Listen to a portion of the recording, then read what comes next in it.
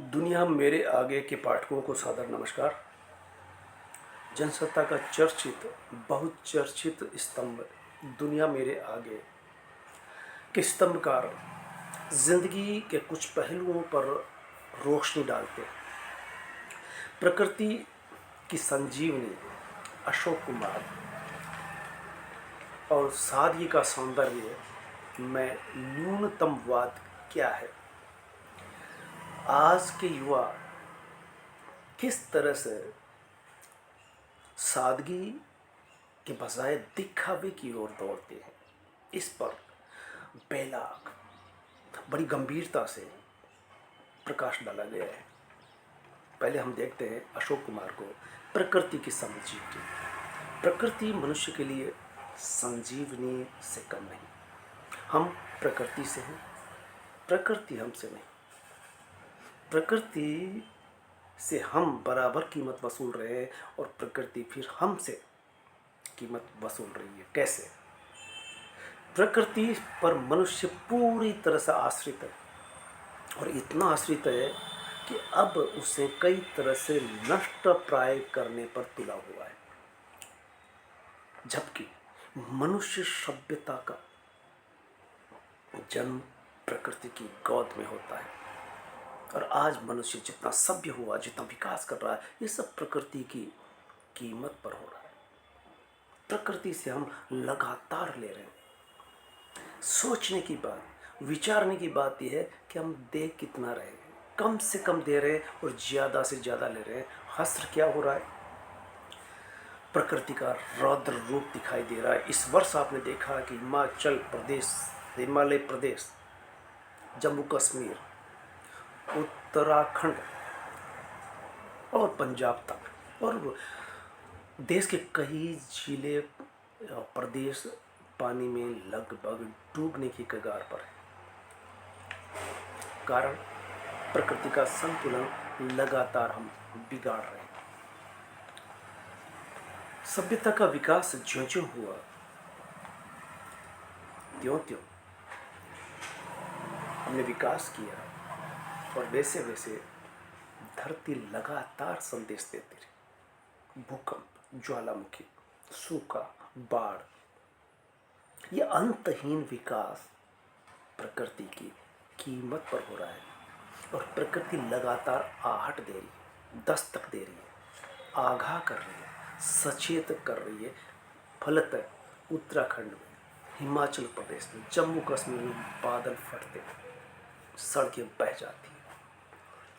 पर्यटकों को बढ़ावा दे रहे हैं, होटल बना रहे हैं, निर्माण कार्य हो रहा, आबाद बांध बन रहे हैं विकास के लिए और फलतः पहाड़ इस बोझ को और सहन नहीं कर पा रहा। निर्माण कार्य जितने पहाड़ पर हो रहे हैं, फलतः परिणामतः आपदाएं आ रही हैं।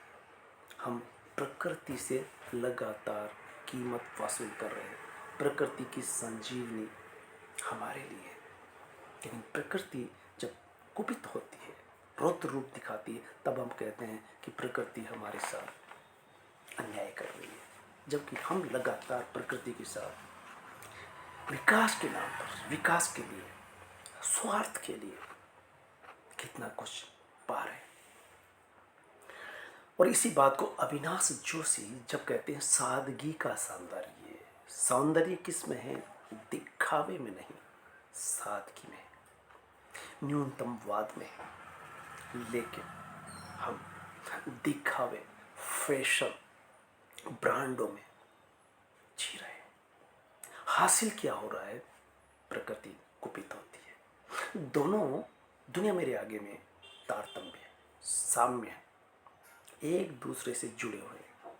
अगर हम सादगी से रहेंगे, प्रकृति से कम लेंगे, प्रकृति को बढ़ाएंगे, प्रकृति बनी हुई है बशर्ते कि हम संयम रखें, संतोष रखें, स्वार्थ से दूर रहें, दिखावे से थोड़ा मुक्त रहें, भौतिकता से बचें।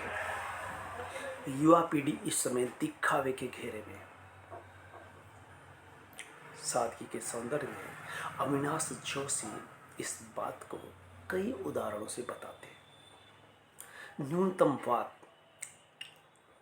के विरोध में है युवा। क्यों? क्योंकि वो चमत्कार में, फैशन में, दिखावे में और किसी से पीछे न रह जाए, इस भावना से न्यूनतमवाद को आदर्श की संज्ञा देकर के ठुकरा देते हैं, प्राचीन दर्शन कह करके। युवाओं के लिए दुनिया में बहुत तेरे विकल्प भरे पड़े, अनगिनत ब्रांड, फैशन के आइटम। वह अधिक से अधिक पाना चाहता है, नया अर्जित करना चाहता है।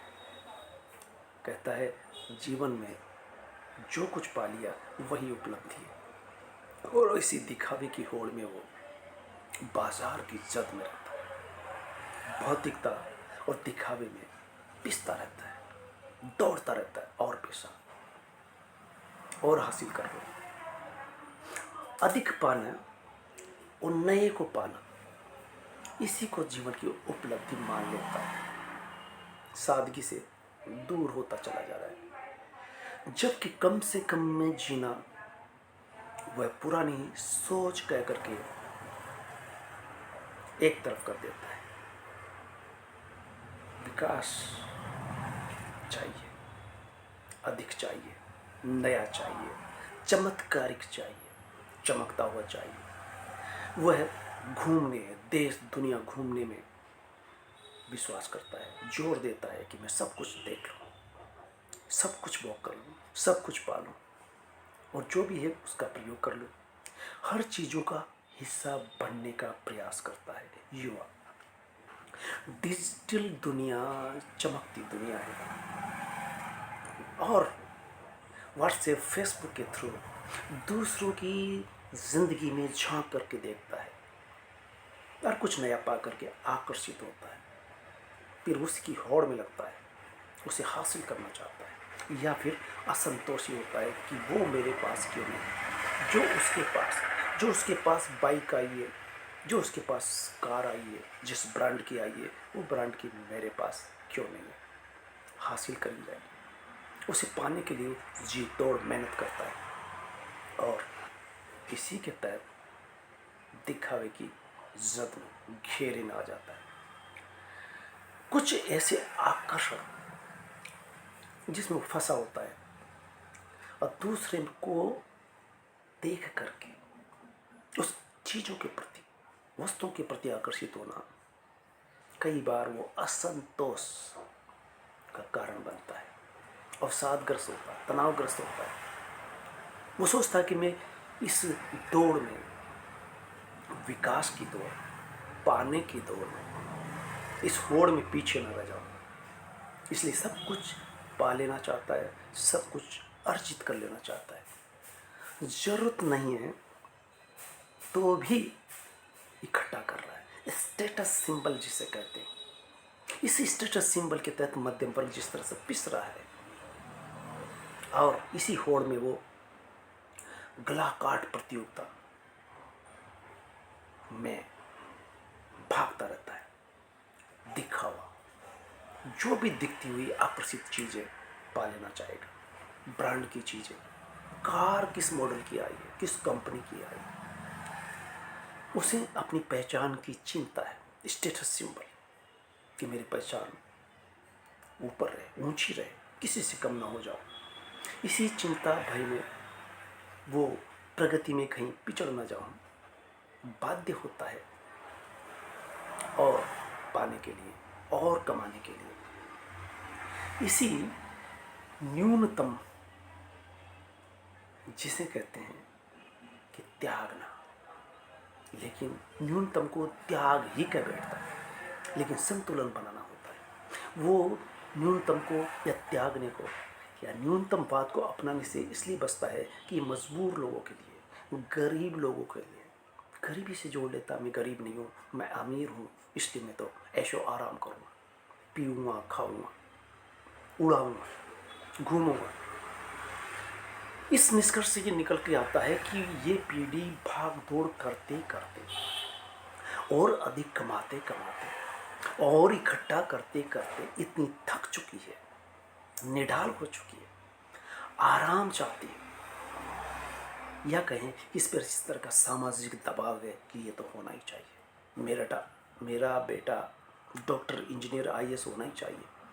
इस प्रतियोगिता में वो भाग लेगा और साबित करना चाहता है कि मैं किसी से कम नहीं। और यही कारण है कि वो तनावग्रस्त, मानसिक रूप से चिंतातुर, तनाव में रहता है, अवसाद में रहता है, आत्महत्या तक पहुंच जाता है। और यही आज युवा को ध्यान, एकाग्रता की ओर, एकाकी रहने के लिए, तकनीकी से दूर रहने के लिए मुड़ने लगे। ध्यान साधना केंद्रों पर भीड़ जाने लगी है। न्यूनतम पारंपरिक मान करके नकारा नहीं जा सकता।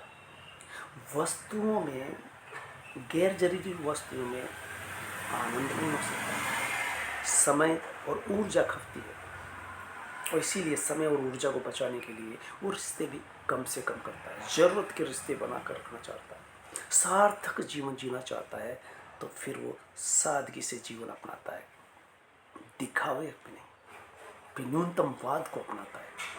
मुक्त सबसे होकर के जीवन में खुशहाली, आनंद ला सकता है। अभाव नहीं है न्यूनतमवाद। सकारात्मक सोच होनी चाहिए, व्यावहारिक सोच होनी चाहिए।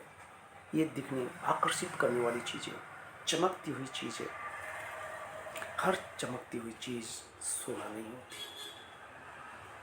दूर के ढोल सुहावन लागे, पहाड़ दूर से हरे भरे लगते हैं। इसी तरह से दूसरे के हाथ में जो चीज़ है, दूसरे के पास जो चीज़ है, उससे वो आकर्षित होता है, पाना चाहता है। पाने के बाद पता चलता है और फिर धीरे धीरे वो इस चमकती चीज़, दूसरे के आकर्षण में बंधी हुई चीज़ों से मुक्त होता है, अनावश्यक चीज़ों से बचने लगता है। न्यूनतमवाद युवा दुनिया से किस तरह से कटता है, ये दर्शन पुनः जीवन से जोड़ता है, शांत और संतुलन कायम रखता है। सच्चाई शांति में, चीज़ों के ढेर में नहीं। सच्ची खुशी अंदर झांकने में, अंदर देखने में। इस तरह के वीडियो हम विपश्यना बना चुके हैं। दुनिया मेरे आगे स्तंभ के तहत भी ये बात उभर करके आती है कि जीवन की सच्चाई सच में, शांति में, आनंद में, खुशहाली में, न्यूनतमवाद में है, दिखावा और बाजार में नहीं, विज्ञापनों की चमकती हुई दुनिया में नहीं। तो दुनिया मेरे आगे इस तरह से हमें बहुत कुछ सीख देते हैं। युवाओं के लिए ये वीडियो कितना ज़रूरी है वो समझें। युवा इस समय भटके हुए हैं, वो नहीं समझ पा रहे हैं कि उनके जीने की राह क्या होनी चाहिए, किस तरह से जीना चाहिए, क्या पाना चाहिए और क्या छोड़ना चाहिए। इस तरह का संतुलन होना चाहिए। यही कारण है कि विपश्यना केंद्रों पर युवा भी जा रहे हैं। दौड़ लगी हुई है, होड़ लगी हुई है कि मैं भी विपश्यना करके शांति पाऊँ। इसका मतलब ये कि न्यूनतमवाद को युवा अपनाने लगा है। कम ही सही, पर इस ओर उसका जोर बढ़ा है। धन्यवाद।